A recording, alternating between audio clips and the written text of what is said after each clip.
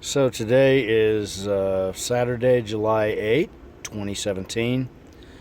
Uh, I apologize in advance for being in a location where I recorded a previous drone video, I don't know, about a week ago or so, give or take a few days. I ended up back at this uh, Johnson Corner truck stop in Johnstown, Colorado. That's where I ended up at, and I've been very busy. Haven't been able to fly the drone uh, at all for the past 2 days because I've been busy driving. But I have some time today, and so I flew it again. So it's going to be some of the same terrain you've seen before. I ended up, at one point, I ended up flying a little bit higher than I have in the past. I really am beginning to think that well, of course, the flying with the app with the virtual joystick controllers on the screen, on the touch screen, is really limiting. It is very limiting, and so I really think that I could do a lot better with the actual physical controller that has physical joysticks. So, but I can't actually buy one of those until towards the end of the month. I'll have to buy one probably through Amazon or maybe DJI itself, and then time it so that I'm able to get it when I make it home again. Because the DJI controllers probably aren't something that you could probably find easily at a typical Best Buy store. Because I think while the drones themselves may be available, they didn't. I looked in one Best Buy store in Lincoln, Nebraska, and of course they didn't have any accessories at all for a DJI Spark. So it might be over time, if you wait long enough, there would be, but in the meantime, I still am having to fly it with the app here on my phone, and that's fine. The biggest problem I have is finding the time to do it. And you think, well, that sounds ridiculous. You've only, you're flying it and it lasts 10 minutes, but then it's over with.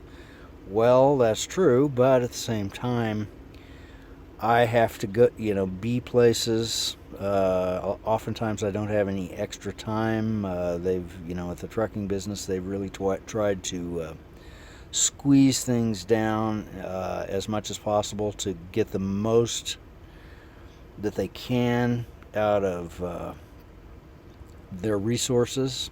The truck is a resource, trailers are resources, and driver slash employees are resources.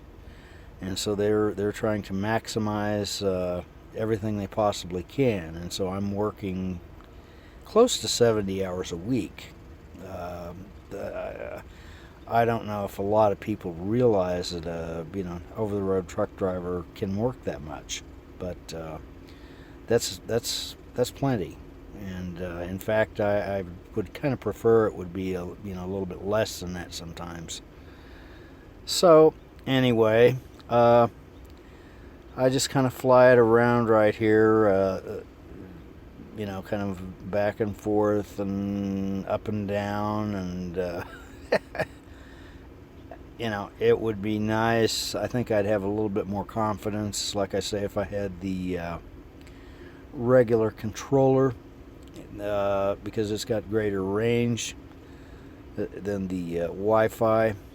Even though I still have the drone is still in beginner mode, at least the app here on the phone, which limits the the height and how far it's possible to fly the drone away from the phone, which is a controlling device.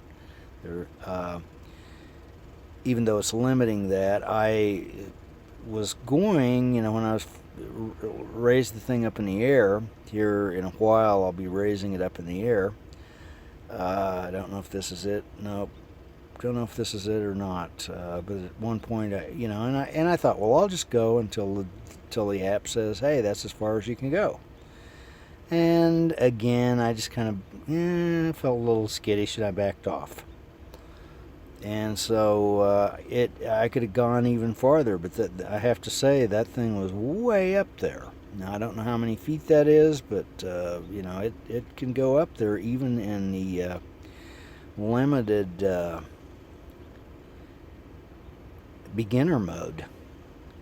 Now, someone was asking me, Ian actually, my friend Ian was asking me, does this record, when you're making recordings, does it record to a chip in the drone, or does it stream and record to the phone? And the answer, of course, is both.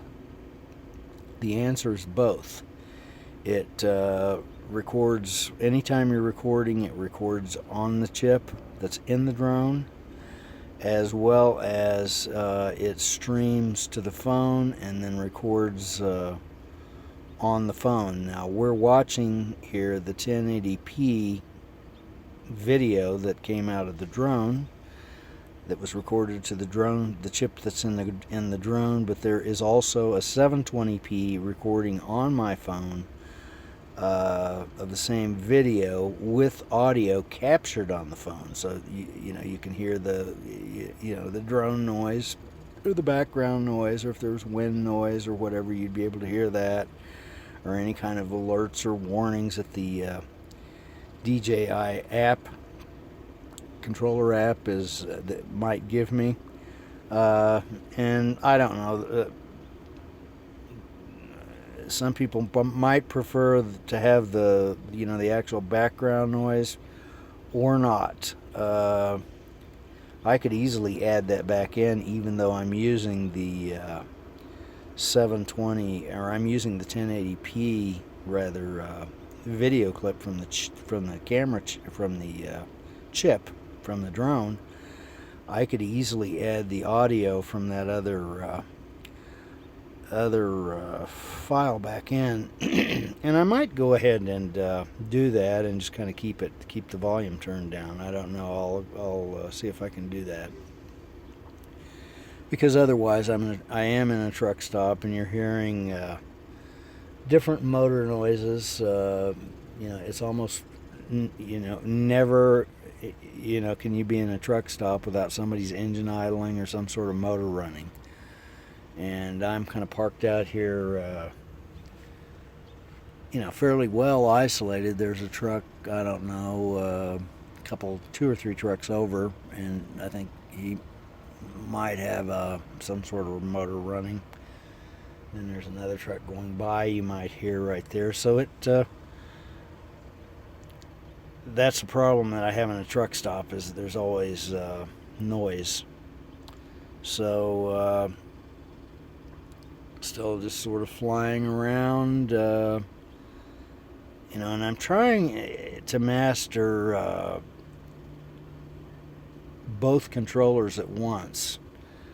Of course, they're virtual joysticks, and it will work, but again, it's just not as good as nor precise as physical controllers. You can never beat physical controllers. You really need, for precision, you really need, this kind of application, you really need a joystick. So here we're landing. The video's about to come to an end. There we hear a plane going over somewhere. Hear a plane noise. Anyway, join me in the next video.